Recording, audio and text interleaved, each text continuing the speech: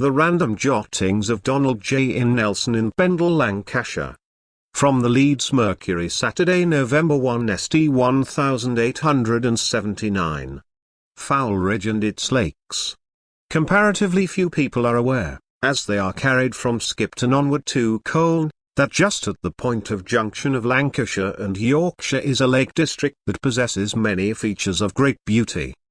The Midland Railway in this direction to Colne runs at a low level, and consequently the Lake District of Foulridge cannot be seen. Why the place should be called Foulridge is not quite clear, as it is anything but foul.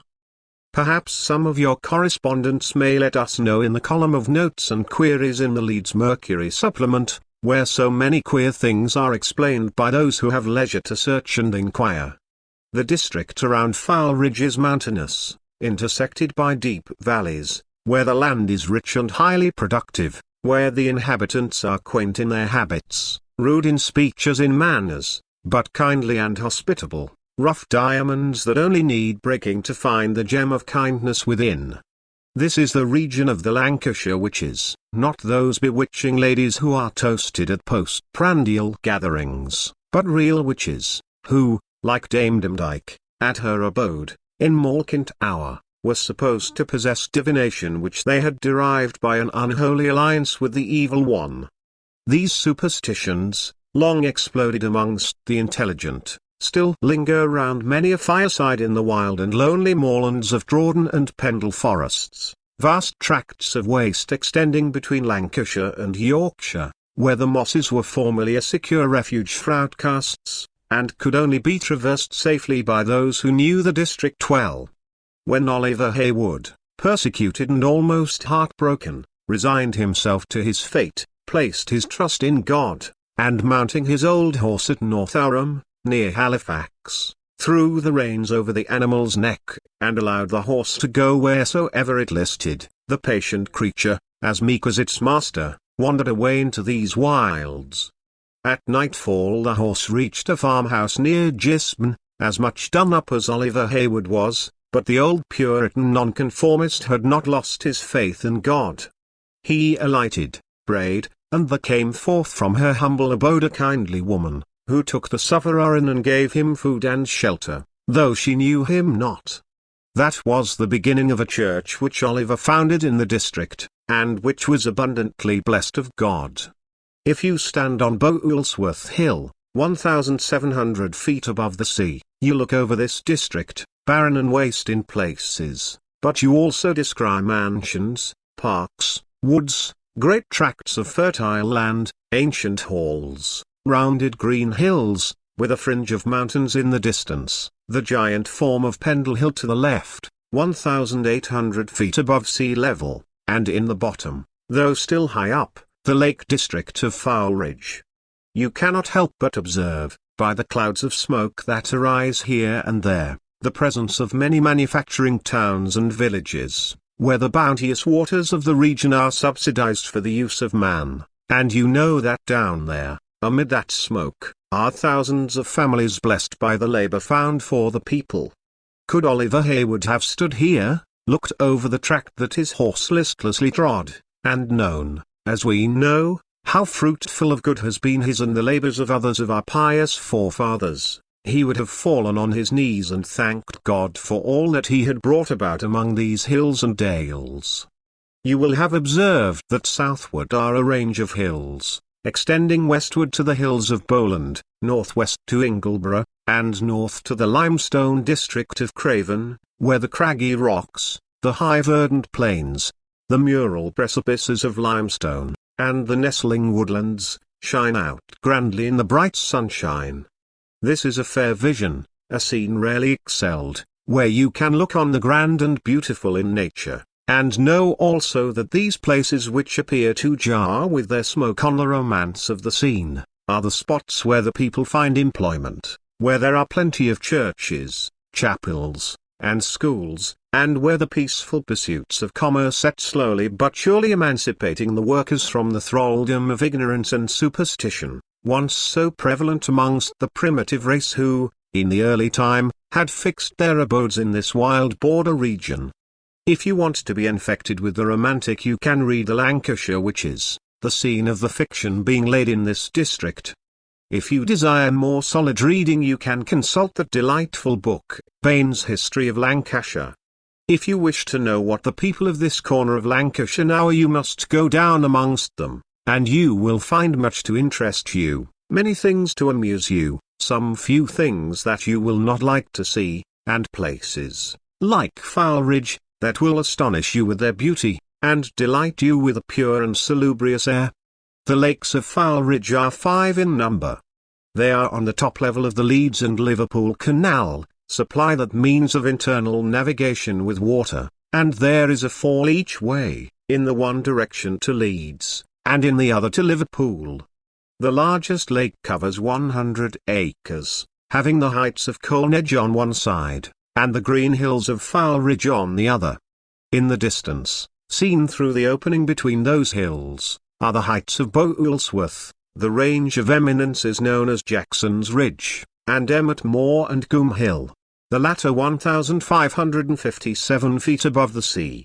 The lakes are a little apart, but in some places, on the surrounding hills, several of them can be seen at once, and as each are embosomed in hills, with more or less wood, from certain points they look pretty and even may be styled grand. The canal passes through a long tunnel from Foulridge, the boats being legged through, which means that men lie on their backs, and putting their feet against the top of the tunnel, propel the boats. A Bradford friend, who had often boasted of the beauties of Foulridge, took us, during the recent fine days of October, to his charming estate on the banks of one of the lakes. It was a bright, clear day, but cold. The woods had donned their glorious autumnal tints. The ruddy brown of the beeches, the golden hued sycamores, chestnuts and birches, contrasted with the green oaks and ashes. The fields were vividly green, ferns waved in the hedge bottoms, and the decaying verdure generally presented a very pleasing appearance, just before the fall of the leaf. In exposed places the trees were gaunt and bare, but in the sheltered dales the foliage was as thick as in summer, and the pyramidal spruce was dark green.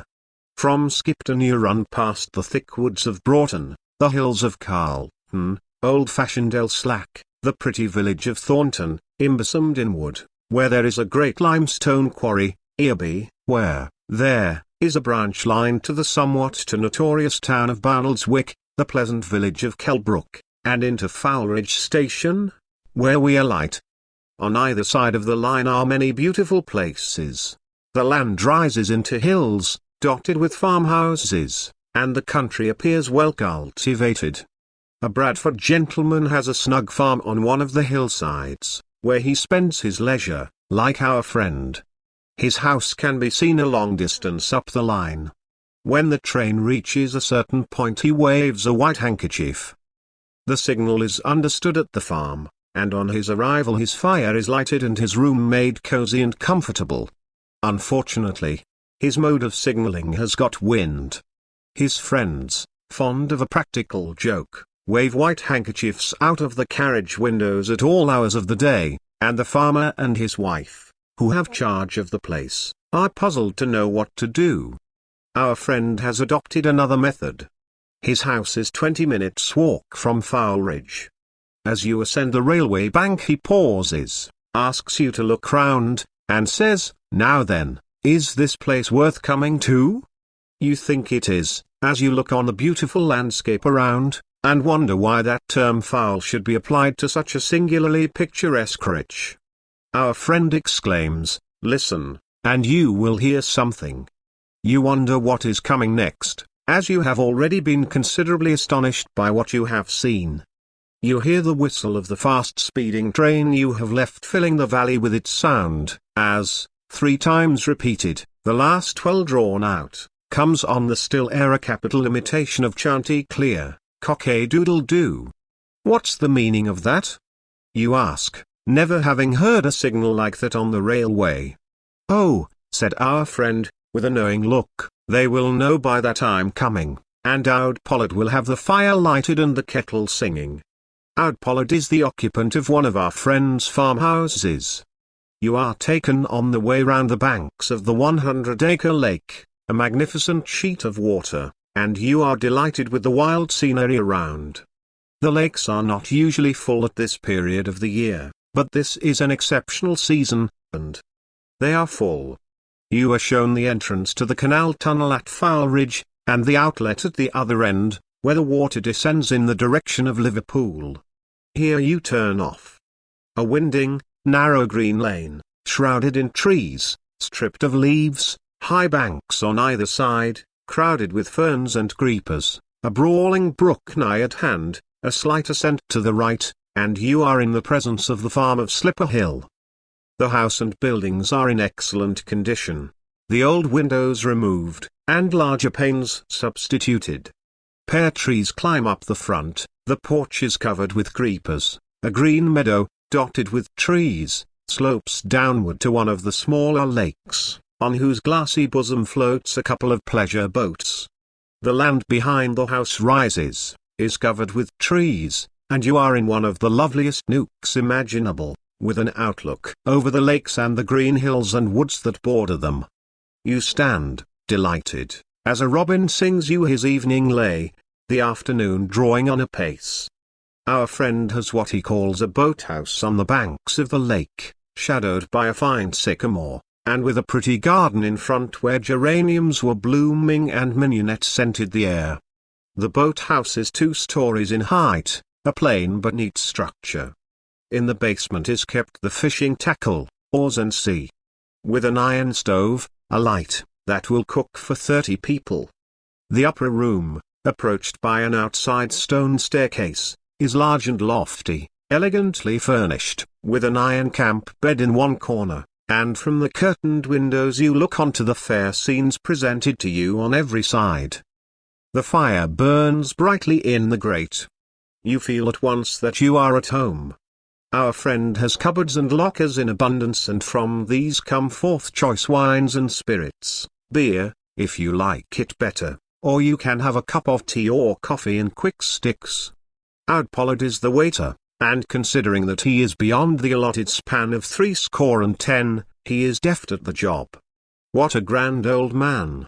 Look at that noble head, with a massive forehead, broad face, powerful nose, and strong mouth, at those great shoulders, strong arms and massive legs.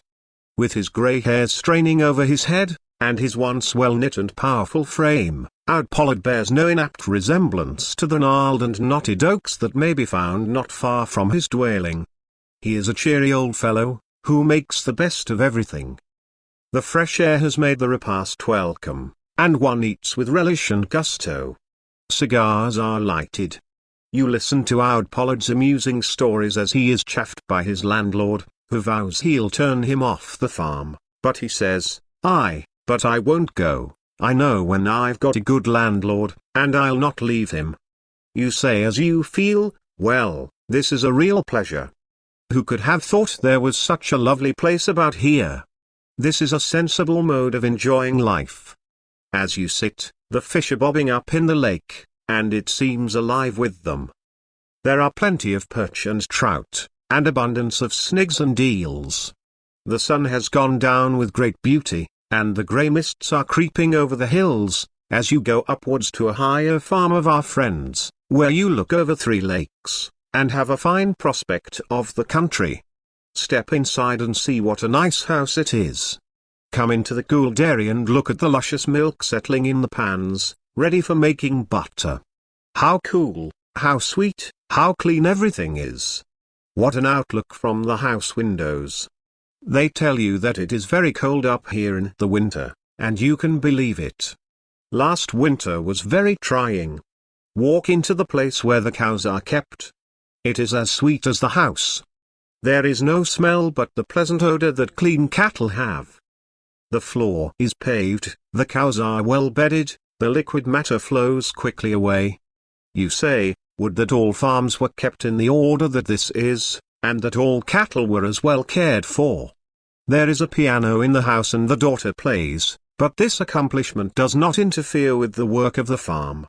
You return to the lower farm, and find tea set out.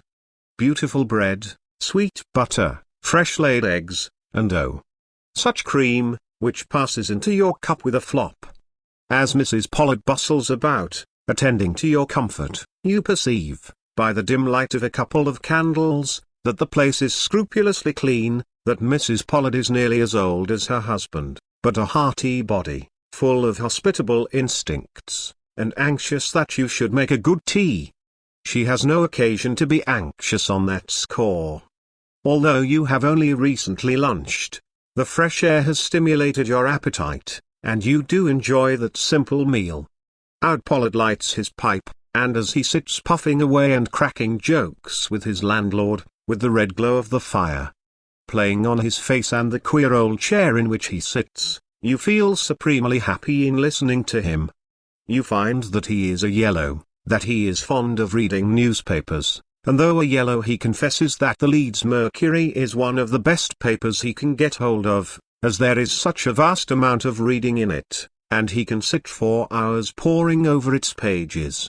He likes tobacco, and longs for a bit more of that smuggled stuff they call Cavendish. He tells you all about the witches, though his historical lore is somewhat hazy, but he knows every place in the neighborhood, and has a rare fund of anecdote of persons and of events that have occurred. His father and grandfather occupied Slipper Hill before him. One of those ancestors dealt in horses, and this man taught a horse to jump onto a raft on the lake. It took him a long time to accomplish it, and his neighbors thought him mad, but the Towed Pollard knew what he was doing, and when his horse was fully accomplished in the art of jumping onto a raft and staying still when it was there, he sold it for a fabulous sum to the French government.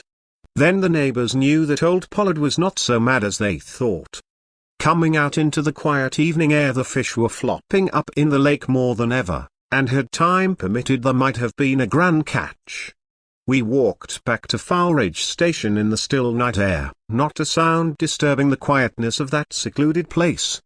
The train came up from Colne, we were hurried off to Skipton, had a long and annoying wait there, and reached home thoroughly satisfied with our first visit to Foulridge and its lakes. In the springtime this district is said to be very beautiful, from the great number of wild flowers that abound, and the fern gatherers may obtain a plentiful harvest of these lovely things. The residents make merry over the fact that, at one point, where the two counties join, the family may breakfast in Lancashire, dine in Yorkshire, and retire to rest in the former county. Within easy distance are several other interesting places, such as Sawley Abbey, the fine park of Gisborne, Bolton by Bowland, and the lovely scenery of the Ribble and the Hodder. At the foot of Pendle Hill is a curious eminence known as Wesser, composed of layers of what appear to have been the remains of a sea beach, in which are various beautiful fossils. Talking to a farmer, at the foot of this hill, he gravely assured us that Pendle was the highest hill in England, and he persisted in it. Pointing to Pennigant, which can be seen from that point, he was told that it was considerably higher than Pendle, but the old man persisted that he was right.